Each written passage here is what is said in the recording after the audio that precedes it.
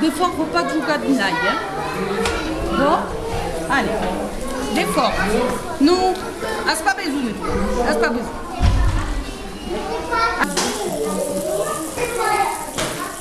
Como vou dire un peu ça?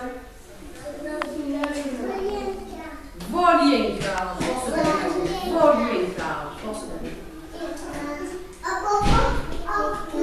force bien, Alors tous ces enfants et ces familles qui viennent et qui sont d'origine et de cultures différentes, oui, ça apporte une grande richesse d'abord pour l'école de façon humaine et plus particulièrement pour la pratique de la langue régionale, puisque ce sont des enfants qui ont une facilité à rentrer dans la langue qui est assez impressionnante, c'est-à-dire que ce soit pour la prise de parole aussi bien que pour le travail en langue.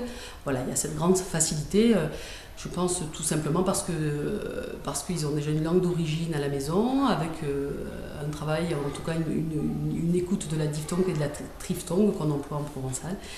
Et donc c'est des enfants qui ont un statut bien particulier et qui sont très à l'aise dans la langue.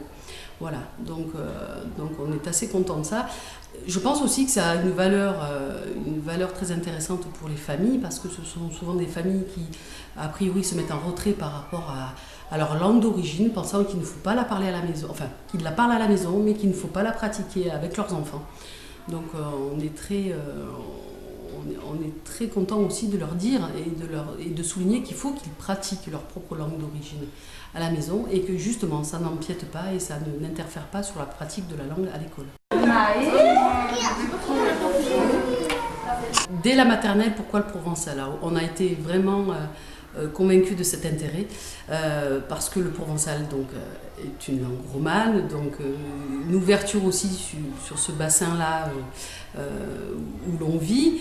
Et effectivement, les enfants ont une capacité à rentrer dans la langue et qui est beaucoup plus aisée parce qu'elle est très proche du français.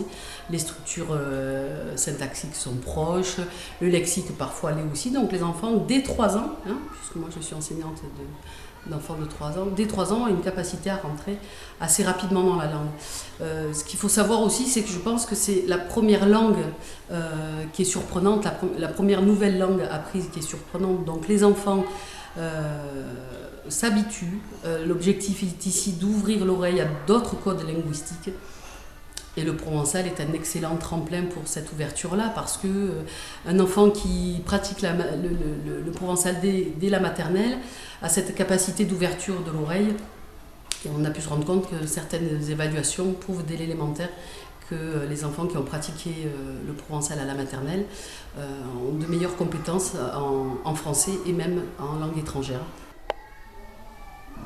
Au départ du projet, en 2010, quand l'école, fin 2010, début 2011, passe centre d'enseignement continu, on a souhaité rencontrer les partenaires de la mairie, du service enfance, l'élu aux affaires scolaires, monsieur Pinet, pour présenter un petit peu le projet, savoir de quoi il retournait dans cette école. Et donc là, on a senti vraiment une adhésion totale de l'équipe de la mairie. En fait, ils sont très partants sur l'idée d'un projet qui fonctionne, d'un projet qui, je pense aussi, leur tient à cœur parce que ils sont très sensibles, je pense, à l'apprentissage de la langue sur la commune.